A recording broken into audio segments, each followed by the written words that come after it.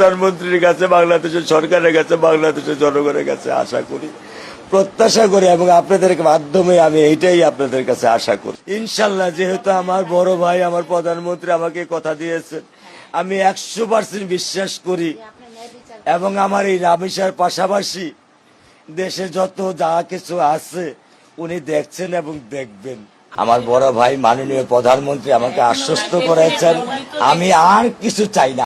আমার হাত ধরে উনি নিয়ে গেছেন এবং তুর্কি ভরে, সেই তুর্কিতে মাটি ছোট ছোট হাত দিয়ে সেই তুর্কিতে আমি সেই মাটিগুলো ভরে দিচ্ছি। সেই দৃশ্য আজও আমার চোখে ভাসে।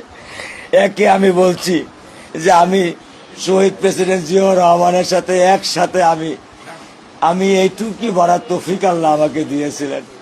পরবর্তীতে তার সুসন্তান আজকে প্রধানমন্ত্রী, উনাকে আমি মানা করছি যে আমি আসি, কিন্তু উনি না শুনে উনি আমাকে আমার কাছে আমার বুকে আসছেন, আমাকে আদর দিচ্ছেন, স্নেহ দিচ্ছেন, ভালোবাসা দিচ্ছেন, আমার বড় মেয়ের দায়িত্ব নিয়েছেন। উনি যে আমাকে দিয়েছেন আলহামদুলিল্লাহ, এই যে ভালোবাসা, উনার একটা চোখের পানির ফোঁটা দেওয়ার মূল্য দেওয়ার মতো ক্ষমতা আমার নেই।